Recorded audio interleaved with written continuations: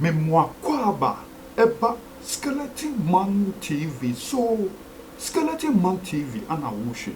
So where your first time pomodia subscribe. Me a notification is so. Click on no send a video. Pia ye di betumuno abusia. One son sapekan when ye be a show.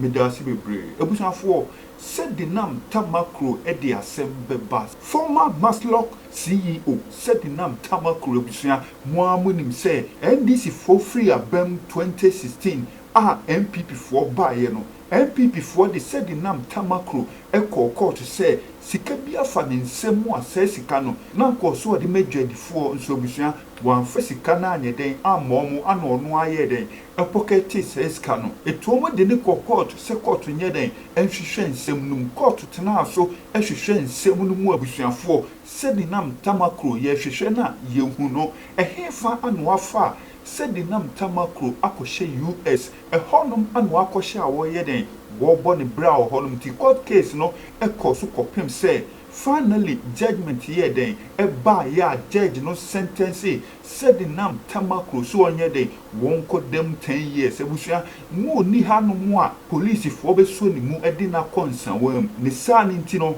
abani ye nhyehyeye sene US for the ni beden edine bebre mu akọ 7 time e won san wem ebusia MPP time Sedina Tamakloe ya amfana ma omu free power NDC for ba ya na ebusia for Sedina Tamakloe yedini baye no ni ehwe nim say from Kotoka to Insanwem so ankobane sa de hu ya ne say wa file for appeal say the case no court nsanye den enhwehwem ebusia court ko hwehwe mu a yes Sedina Tamakloe wonye boni bia anti case no court aheden a reverse na 10 years no ye twetwam kura say wonya nko Insanwem eno na Ghana force we die President John Dramani Mahama ninsa no adwuma ni binie because if free so ba power no NDC for no mu cases wo court nyina na busuafo court etwetwa ni nyina mu asese wo mu nyina eye free eno ana Ohene David any lawyer Maurice Ampaw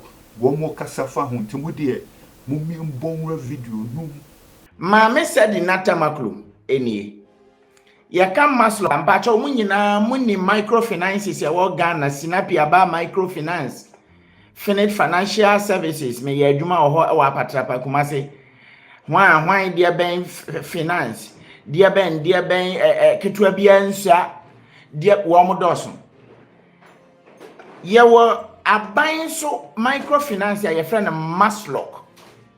Masloc the micro hwan dia ben no eya aban de ho na maame Sedina Tamakloe 2013 John Mahama kofa ne se wo mra Ghana ni bia wo ye adwuma kakra bia no se opese aban so no mubua na wono nso so aye ready enti na ye de Masloc hwan no baaye no se wo beko ho no akokire o mo adwuma ko a opese wo ye na omomodene no moma bibi kakra na mfa nkɔhye wo adwuma mu na enam so mo opportunity bebre ba maami eba be sini na so mobile phones aye nkɔfa mra Ghana fo ya de 100 Ghana cedis oba obeton ma ye 400 Ghana cedis and wo pocket 300 na aka na wo so ni nyina e wo ni botom ya kofa metro mass trans by eno so wo ko ne bo plate ye na ono a pia ni nyina gu ni botom sika bia se ko ba bi kokohwe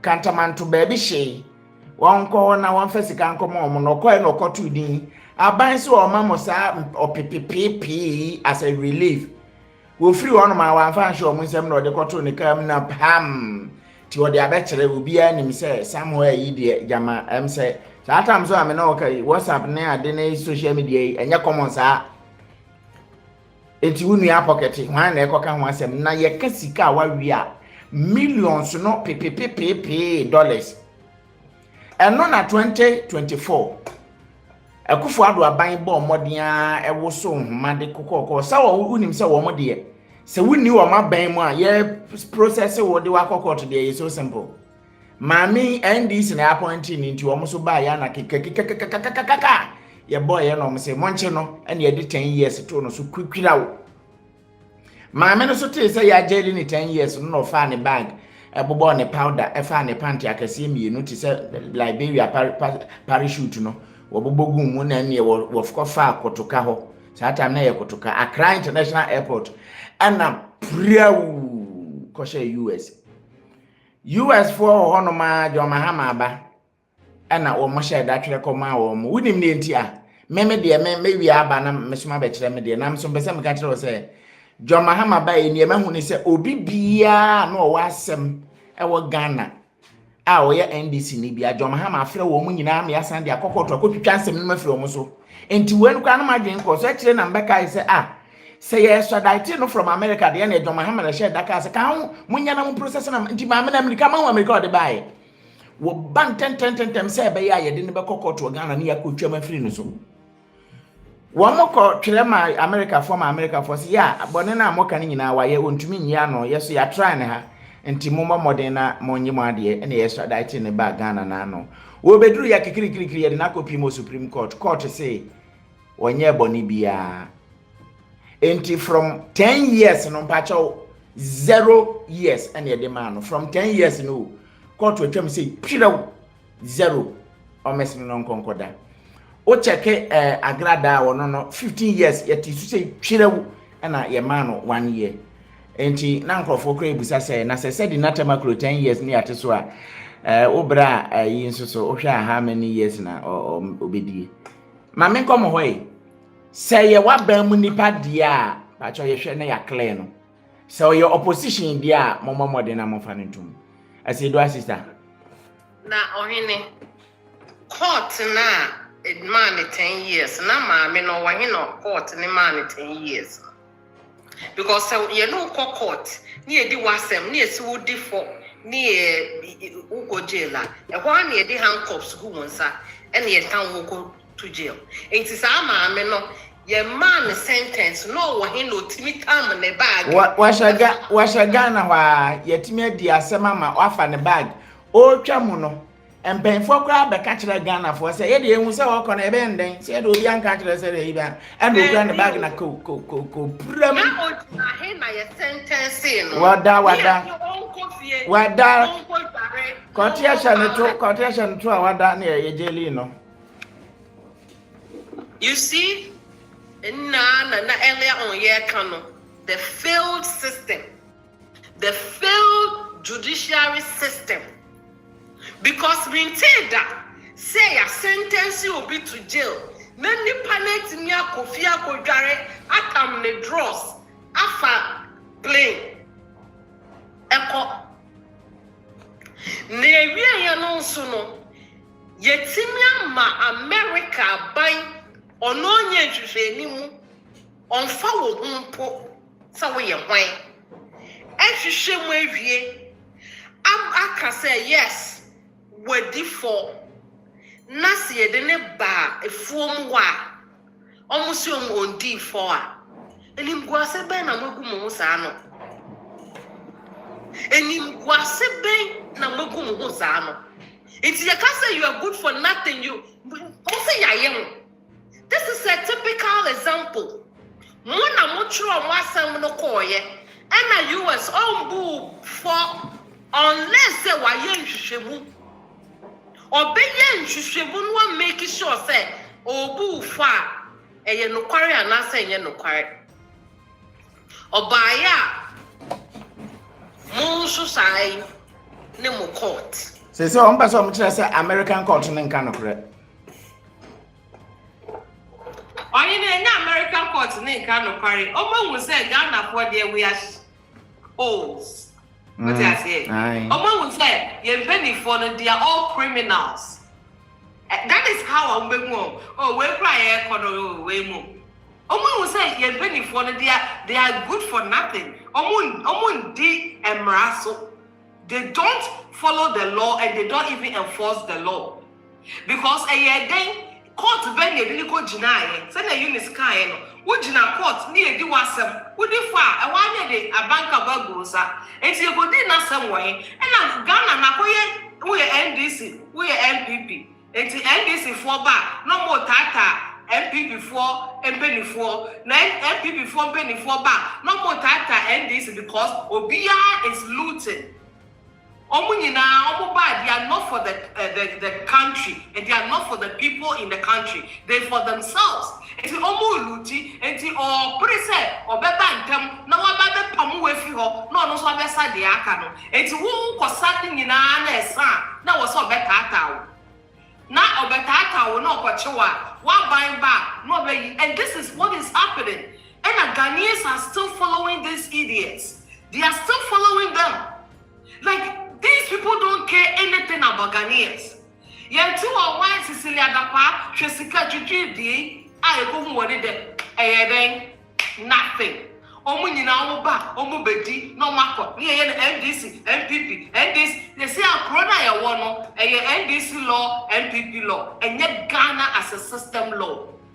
And yet Ghana, say NDC for Ben one. Now was some time MP before. MP before Ben one. Now was some time. And yet Ghana as a country, no system of law. And yet it's not yet to me call you because these same two idiots here, and no more yet Kofi Ama. It's the country itself. No, it's always losing. The country is always at loss. While these people push their political careers on him, it is hard that here Ghana, and that is what nothing will happen. Would to me or them? I can't. Your friend is saying, the first time you did to me a call prison, no, unim as a more or say more more than some Bokako winning election 2028. I didn't hear. Se kobasa bibia mpona wantumi ampia momo bankwa dia obepie. That is the system momo running or Sedina had her day in court. Sana everybody, if the court of first instance di wasem na we need who appeal. It is Sedina appealing, no. Thank God, Chief Justice appointed 3 judges. Justice Emmanuel Ankama, Justice Diewo Enebako, the large judges, and they sat on it. And they decided to take their time, scrutinize the whole appeal records, vis-a-vis the judgment of the court, and they came out with a decision. Whether you like it or not, no, a decision has been made. And that decision that has been made, no. My only worry with the decision that has been made here, when justice has been delivered and the government in power has lost money, because whether you like it or not, there was a Masloc scandal, and Sedina was the center of it. When to me and deny says he cannot find the same, and Ojani from a tentrine or the boyeni be a Johnny, bro, be antaredo. If Sedina was genuinely innocent, if Sedina thinks say he is so clean, allegations I wanted to soon and the various things I just saying a be a Masloc scandal, and could be stay in Ghana to fight the innocence or to raise doubt about the trial, the allegations, the evidence. But this woman, Reliance said she herself knows that she is guilty. So carry the wire was say be. Enti o hwe de eba na otilo odwane ye. Obaba pono yesente sentence pono o se me ma was be di bone. You use extradition eko fane by. And before obeba no, we are prepared grounds for appeal. And another day, no, the judges of the assembly, so no. At the end of the day, they look at the law in the form of technicalities. Muntie. They look at the law at the with the technical angle. What are the charges? What are the legal flaws of the charges? What are the defectiveness? They came to the evidence. They look at the flaws of the evidence. And then they look at every angle, crossing the I's and the T's. He determined the case on high technical grounds, looking at the law and nothing by the law. They did not also look at any other thing like one, the substance of the case, advancement of justice, the truth of the matter. The court of judges were not interested about the truth, justice. To do substantial judges, they looked at technicalities. About the there will be public distrust because the whole public realize say the name with this car, say the name your crown for, say the name a committee a lot of financial loss to Masloc. Man, we put a journey. Obian himself, if he NDC for Pakrapo himself with journey. Obian, both everybody in the country knows that said the name Eviesika, Masloc scandal with journey. And everybody realize this is a criminal law. Yako Fanofia Buchaba on extradition. Attorney General Krakano, Canada do not believe say no judgment, no. There has been a loss. There has been stealing. State may lose almost 90 million Ghana cedis.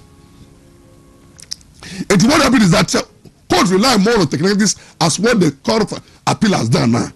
There will be public distrust, meaning discharging an accused person on procedural flaws fosters perception of bias and impunity.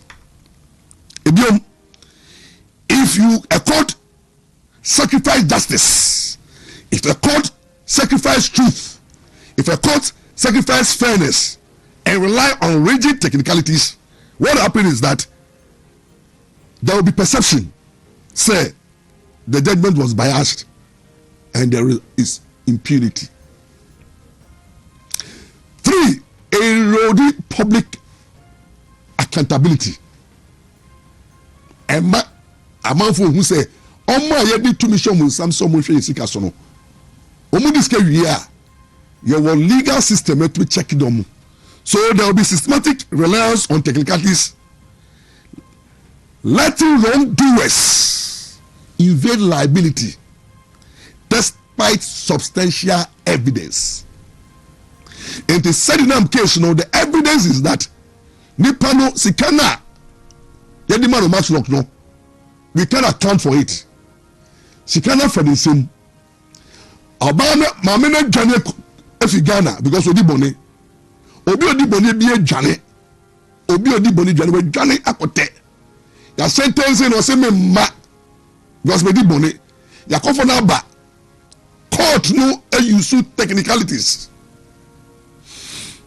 One share the truth, one share the fairness, and was just substantial evidence in law. The court is to do substantial justice, not technicalities.